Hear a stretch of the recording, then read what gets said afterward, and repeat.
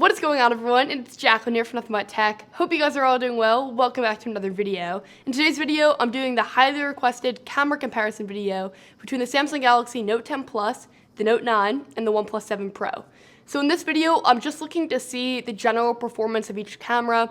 I know that all smartphone cameras are kind of excellent now, but it was a requested video, and I do think it's interesting to compare them and kind of see where the companies are putting their emphasis on in terms of camera quality.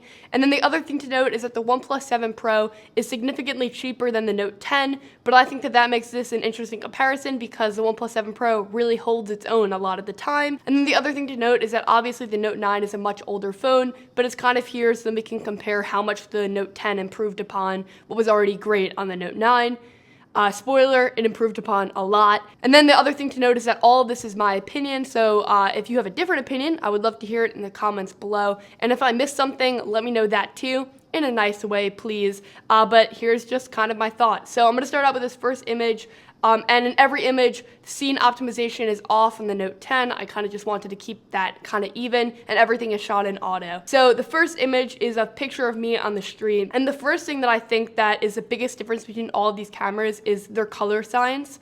So especially with people and skin tones, I'm definitely on the paler side, but sometimes Samsung phones make me a lot like yellowish and more pale than I actually am. And I think that Samsung has improved upon that in particular a lot on the Note 10. So if you look at the Note 9, when you compare it to the Note 10 is a much nicer skin tone in my opinion. And it also has a much nicer skin tone than the OnePlus 7 Pro. The other two kind of give me a little bit more of like that yellowish tone. And then the other thing to look at is the color of my hair at the bottom. I think that the Note 9 does not accurately portray that as much as like the Note 10 does. And then if we look at the meter on the right side, both the Note 9 and the Note 10 do not blur out the meter, whereas the OnePlus 7 Pro does. Edge detection on all of them for the most part is pretty great. They all did struggle a little bit with the left side of my hair, but the 7 Pro definitely struggled the most.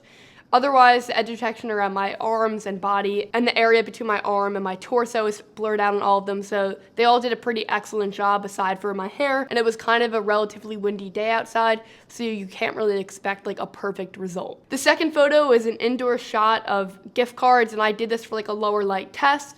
But I didn't take any of these in like their night mode. And I would definitely say that you can see a difference in dynamic range. That's like the main thing that's different. So the Note 10 Plus has much better dynamic range in the overhead lights than the other two phones. You can see a lot more detail. And then otherwise the sharpness of the cards and everything else is pretty much the same. They all handled the color pretty well because a lot of times in stores the overhead lights kind of create like this green hue.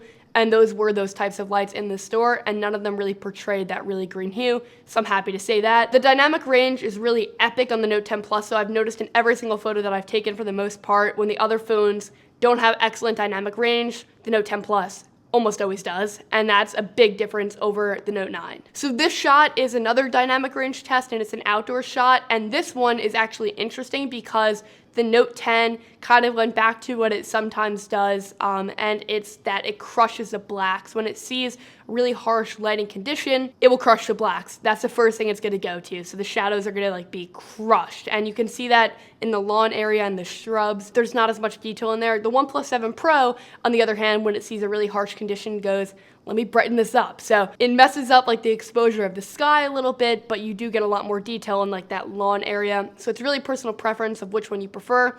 I would like something a little bit in the middle. The Note 10 is a little bit too contrasty for me on this one, and the Note 9 went that same exact route with even less detail, I think. And then the other thing to note in this image is that the Note 9 is a little bit too orange on the buildings. It's not portraying a realistic color. They all really sharpened the building on the right side, and I think it actually looks pretty good, that sharp. Sometimes they over sharpen, but in this case, I think it was fine. But the main difference here is just like contrast and colors. The fourth shot is a selfie test, and I don't take a ton of selfies, so basically any phone is pretty much fine for me, and all of these are pretty good overall. My favorite is the Note 10 Plus because the OnePlus 7 Pro looks a little bit distorted and the Note 9 looks a little bit red for my taste and not as sharp. The Note 9 definitely has a lot more skin smoothing than the Note 10 does, but both of them do suffer from trying to smooth out your skin to make you look better. And even when you turn off beauty mode on the Note 10, it's still there sometimes. But the Note 10, in terms of like color science, my skin tone looks the best out of all of these. It is a little bit still on like that palish yellowish side, but it's the best out of all three. And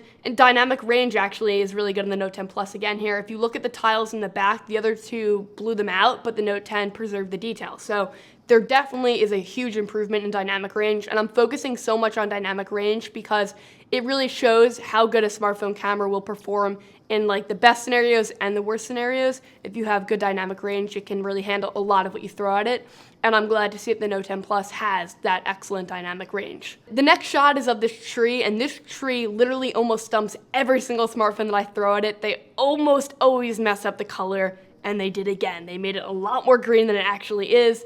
So they got like the tree all wrong. The sharpness is fine, but the color is just like unrealistically green. And then when I actually zoomed in on the telephoto lens on all of these cameras, the color shifted a little bit. Most severely, it shifted on the OnePlus 7 Pro. It actually went to a totally different color. It's almost like it was a different tree, and it's a little bit too purple for my taste. Obviously, editing could fix a lot of these problems, but just straight out of the camera, this is what you're getting. The Note 10 Plus also shifted to even more green, as if that was even possible. Note 10 Plus confirmed it was. And then in terms of sharpness, the Note 10 Plus and the Note 9 sharpened the tree a lot, whereas the OnePlus 7 Pro did not as much. So when you compare them, the OnePlus 7 Pro image looks softer, but in reality, it's a good image on its own. If you just throw out the other two, the sharpness is fine in my opinion. And then in terms of the Note 9, while it didn't have a major color shift, it did overexpose it, so there's not a lot of color left because it's overexposed. The next shot is of me, and I have this like background behind me, and I wanted to test the blurry background. I'm seeing a lot more consumers use like live focus and portrait mode and stuff like that, which is why I'm really putting a lot of emphasis on it. And it's also a good test of other things as well, like color, dynamic range, sharpness, and stuff like that. But then we also get to test the blurry background. And what I would say here is they all actually look pretty good. On closer inspection, the wind was a little bit unpredictable, so the edge detection around my hair is not as good. I would say that portrait mode probably works best for people with shorter hair. The long hair always throws it off a little bit. And the Note 9 also has a lot of skin softening on this one. The 7 Pro did the best job with the exposure in the back of the leaves. The Note 9 definitely did the worst. The Note 10 is a lot improved this year in terms of skin softening. It doesn't do it as severely, and the edge detection has been really good on it. But overall, in terms of which image I prefer, it would probably be the 7 Pro, but the Note 10 Plus is a really close second. The next shot is a picture with the wide angle lens. Both the Note 10 Plus and the OnePlus 7 Pro have wide angle lenses, and I'm obsessed with wide angle lenses. They're great. I think that they're actually even more valuable than telephoto lenses by a long shot. So this is a big improvement that the Note 10 has it, the Note 9 does not. And one thing that I've actually noticed that is kind of interesting, especially in this tree shot, is that the Note 10's wide angle lens sometimes has better dynamic range than the standard primary lens. If you look at the leaves on this tree, there's a lot more detail when I went wider. It doesn't happen all the time, but there are a lot of instances where the dynamic range is superior on the wide lens. Another thing to note is that the OnePlus 7 Pro, while it does have that wide lens, there is a significant decrease in quality when you do go to that wide lens. So if your image looks sharp on the primary lens, when you go wide, it's just a general softness that's kind of applied to it. So I like that the feature is there, and I like to have that option of getting a wider shot. However, a lot of times the images aren't really that usable because it's so soft. It's better than not having it, but I would love to see that improved in the next OnePlus phone. The Note 10 Plus does keep the consistency of sharpness pretty even in the primary and the wide, which is nice to see. The next test is a video test, and I want to make a note here that the OnePlus 7 Pro suffers from really oversaturating video and having the reds look like terrible. Like when I look at it on the phone or import it to my computer, it's bad. In terms of other things to notice about the video though, it looks pretty good. The stabilization, this was like a running test on the Note 10 and the 7 Pro is actually really excellent. The Note 10 got a huge upgrade in video stabilization over the past years. The phone was getting held like this and just like pure running, and it did a pretty good job. Like, it's usable.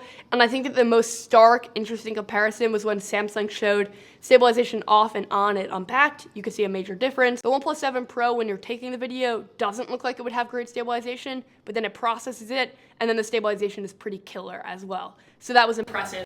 The next test that I did was for live focus video on the Note 10. Both the Note 9 and the 7 Pro do not have this feature, but it's basically taking like portrait mode into video mode, and it's very bad right now. It's really not good. But what I keep reminding myself of is that it's a Generation 1 product, or it's a generation 1 feature, and as it improves, it's going to be an awesome feature to have. When we first got portrait mode, it was pretty atrocious, with edge detection being absolutely awful, and then as it improved, it's now a feature used by a ton of consumers, and it looks really good, as seen by a lot of the samples in this video.